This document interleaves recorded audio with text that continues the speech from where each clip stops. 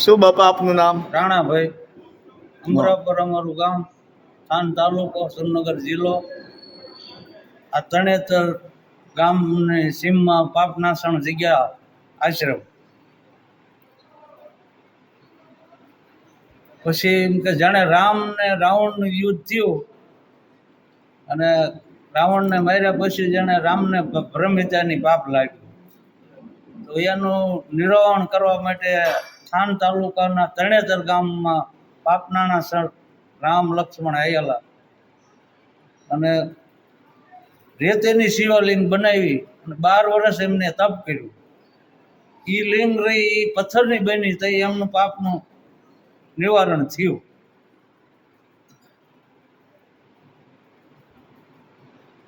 પછી જે ઠાકર કાળિયા ઠાકર છે એ સ્વયં મૂર્તિ અહીં પ્રગટ થયેલી છે, કોઈ બેહરાયેલી નથી. સંઘ જાતો હતો દ્વારકા હાલીને, તો એ સંઘમાં ગુંવતી હતો, અહીં ગાયું નહીં કે મારે સંઘમાં હારે જવું છે. તો ઋષિમુનિએ ના પાડી કે ગાયોની સેવા કોણ કરતી? તો કે ના, મારે જવું છે.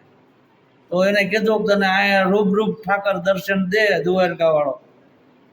તો કે નથી જવું. તો એ સ્વયં પ્રગટ થયેલા અહીં ઠાકરની મૂર્તિ અને એ દર્શન દીધા.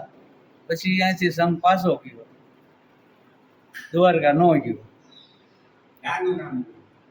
દાદા, પાપ નાશનાની જે આપણે જગ્યા છે, આ જગ્યા કેટલા વર્ષો જૂની છે અને આને કોને કોને અહીં તપ કરેલું? બહુ જૂની, રામાવતાર વખતની. રામ શીખે અહીં તપ કરેલું, ઋષિ મુનિએ તપ કરેલું, પાંડવે કરેલું તપ. આ 5 પાંડવ વાળી દાદા વાત છે એ શું છે? 5 પાંડવે બ્રહ્મશિલા છે, જે આપણા વડ છે, વડની નીચે બ્રહ્મશિલા છે. તો પાંડવે પણ અહીં માથું ટેકાયું અને એમનું પાપનું નિવારણ કર્યું.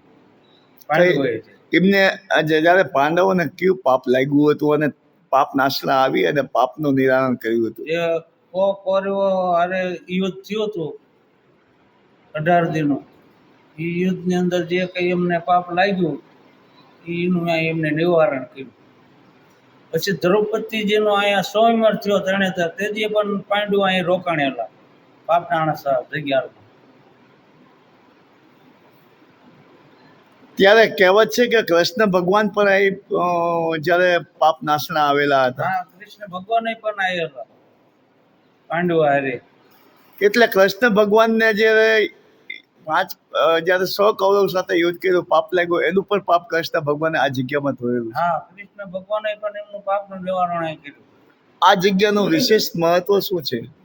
વિશેષ મહત્વ એ છે કે બહુ પુરાણી જગ્યા છે. રામે, કૃષ્ણે, પાંડવે પણ બધાએ અહીં કણે એમનો પાપનું નિવારણ કર્યું.